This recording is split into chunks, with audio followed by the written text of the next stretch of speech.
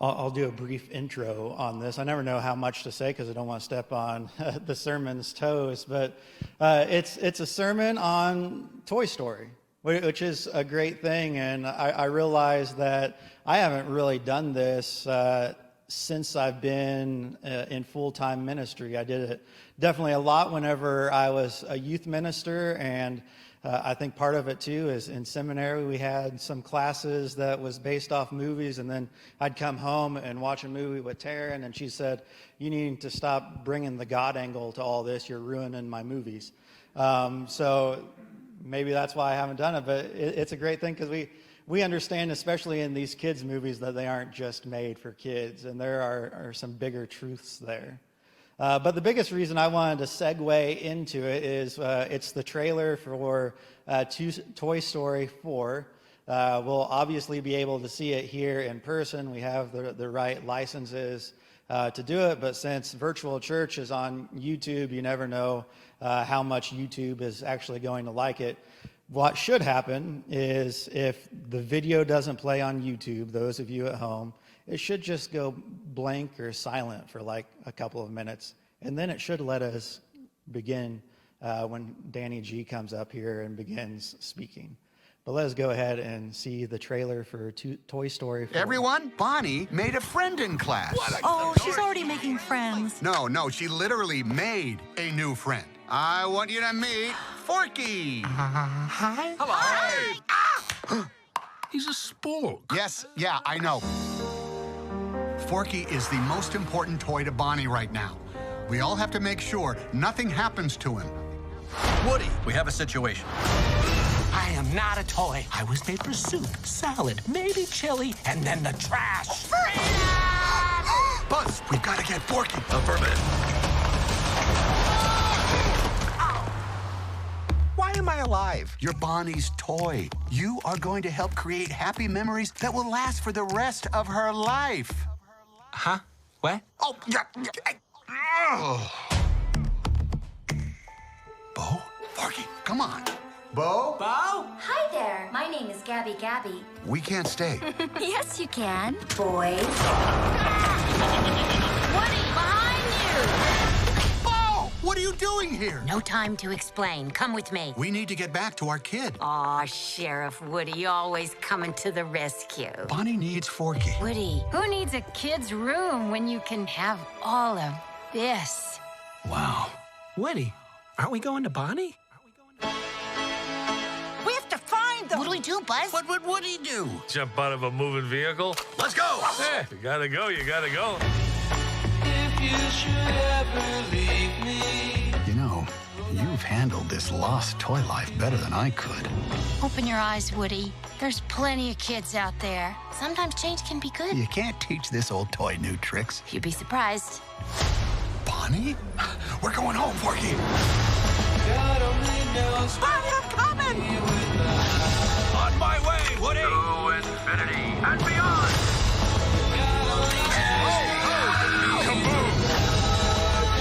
Don't let Woody leave. Kids lose their toys every day. I was made to help a child. I don't remember it being this hard. Woody, somebody's whispering in your ear. Everything's gonna be okay. God only knows what I'd be without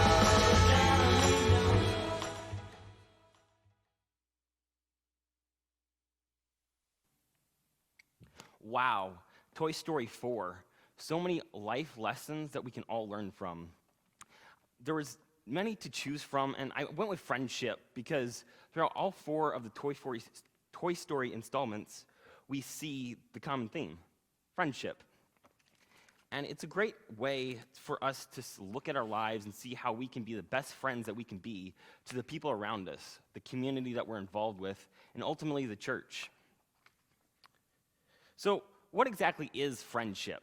Mark Fesser said it best. He said, friendship is not convenience. Friendship is a commitment.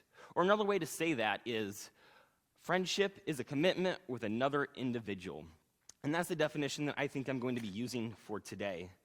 So in Toy Story 4, we see Woody and the gang go on this adventure with their new friend, Forky. And He's convinced that he's trash. And he doesn't realize that he's the most important thing to Bonnie. They're human. And Woody takes it as his mission to make sure that Forky understands that he is important in life. So today I'll be reading from Colossians 3:12 through 14, which says this: Therefore, as God's chosen people, holy and dearly loved, clothe yourself with compassion, kindness, humility, gentleness, patience. Bear with each other and forgive one another. If any of you has a grievance against someone, forgive as the Lord forgave you.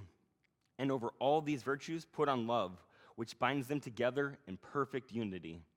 So just a brief overview of Colossians, which was written by Paul. Paul wrote this because there were false teachers and preachers at the time, and he wanted them to know that Jesus was the creator and the redeemer, and that this was not negotiable. He also wrote this because he wanted people to know that Christ is the center of creation, and that we can prosper and we can live together knowing that Christ created us to do something great and wonderful.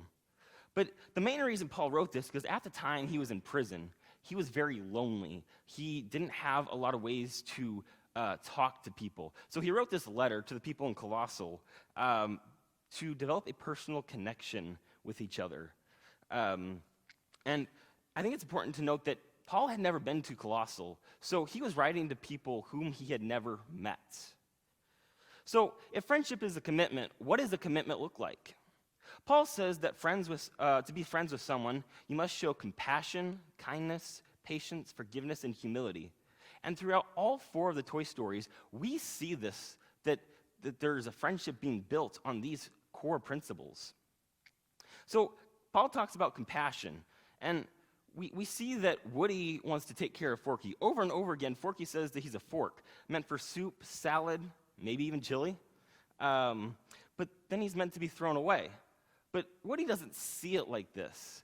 Woody sees that Forky was made by Bonnie, and Bonnie loves Forky. It's the most important thing to her. Now, I'm going to take a side note and make a quick few comments on this. So sometimes people feel like they're trash.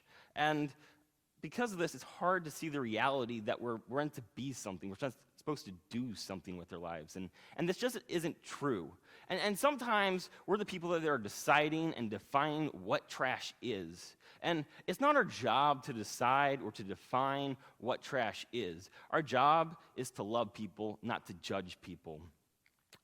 So now getting back onto the train of compassion. So compassion is creating meaning, interactions with people, finding that commonality that we see with one another. It's the notion that you have to be aware of how your affections affect each other. And it's really hard sometimes to find what you have in common with somebody.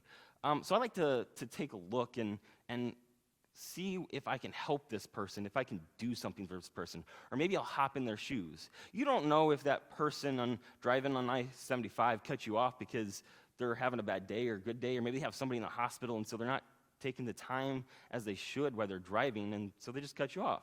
So just let it go and show them some compassion. It's just a 3-second act just to let that go and not get angry about it.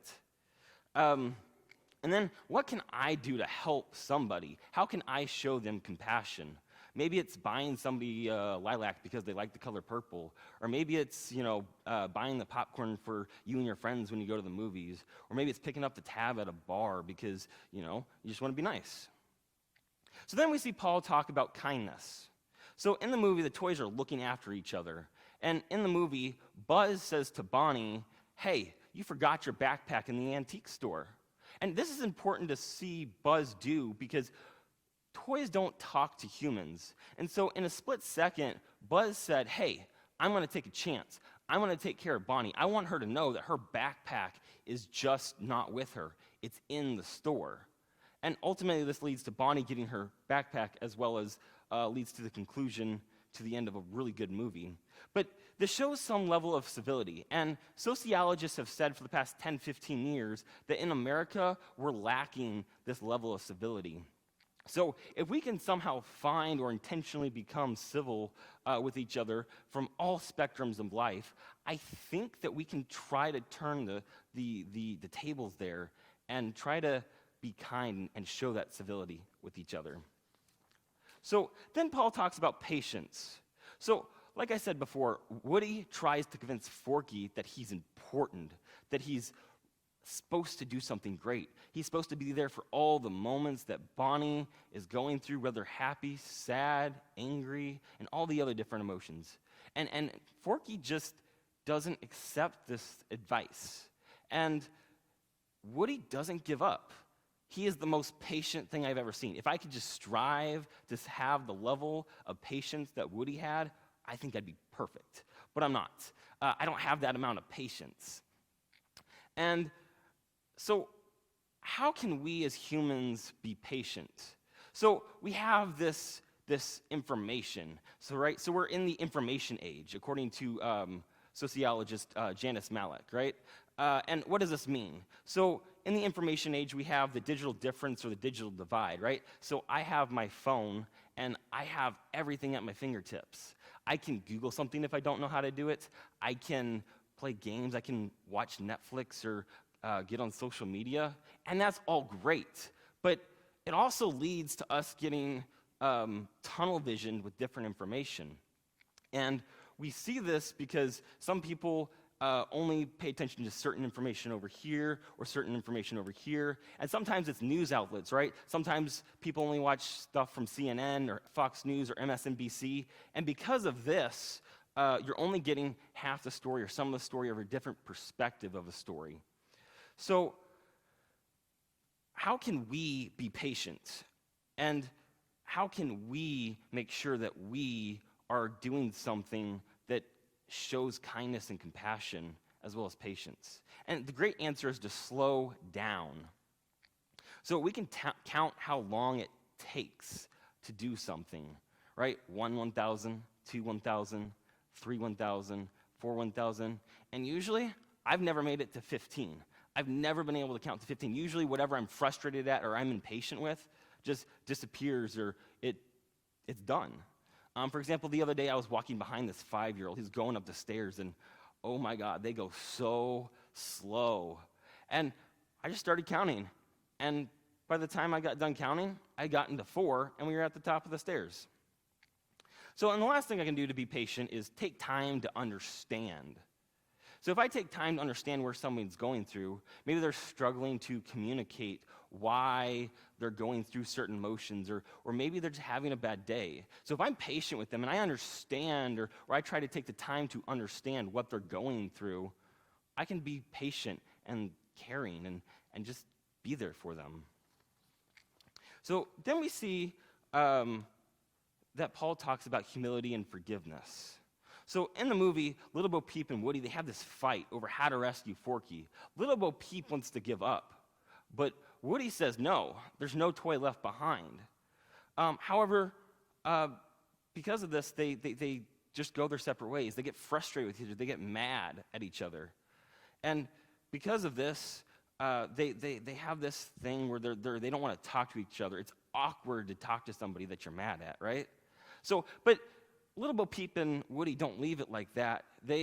After a few seconds, they realize, hey, I was wrong. I may have been right at the time, but I was wrong to get mad at the other person. And so they come together in the movie, and they show each other that, hey, I was wrong to act this way towards you. And because of this, they were able to come together and save Forky. Now, humility, exactly what is it? It's examining your place in society, realizing that your place has nothing to do with you, but may have affected your journey to get there. It's having an open mind. It's where did my rewards and my benefits come from? And I like to pray about this, why did I do this, or why did I do that, or how did I get this job, or how did I get this really cool thing that I have? It's realizing that I didn't get there on my own. I'm here today because I've had help along the way throughout my entire life. It's realizing that we are connected with everybody. Some connected with more people than others, but we're all connected. And I like to see how many people that I can connect with in whatever community I'm involved with. And I like that our church has so many community outreaches that we're connected with different people from different backgrounds all throughout Bond County. And then Paul talks about forgiveness. If you don't forgive, it festers inside of you. It grows and it infects you. Now, this can be a problem because when you don't forgive somebody, you get mad at them, and then it starts to affect your other aspects of life. If you're mad at somebody at work, it's going to affect your home life and your extracurriculars. If you're mad at somebody at home, it's going to affect your ability and your functions at work. And this just isn't a way for humans to live. We're not meant to be infected with this hate, this thing that says, hey, somebody wronged me, or I wronged somebody. We're meant to seek forgiveness. And the best way we can seek forgiveness is to have grace and an open line of communication. Now, grace is the opposite of karma. Karma is I give $5 to somebody and I get $5 later down the road. Whereas grace is somebody gave me $10 just because. It's something I didn't deserve. And when somebody wrongs you or you wrong somebody, having that grace allows you to give them something in return for something that they don't deserve. Somebody wronged you and you're saying, hey, here's a little time, here's a little compassion, here's a little peace of mind, I forgive you. And the second thing is having an open line of communication. When you have an open line of communication, your understanding of how people are acting or how they're feeling becomes much broader. And because of this, there's a lot less conflict. Sociologists have said over and over again, if we could just open up a line of communication with as many people and have that level of openness, then there would hardly be any conflict that we couldn't resolve.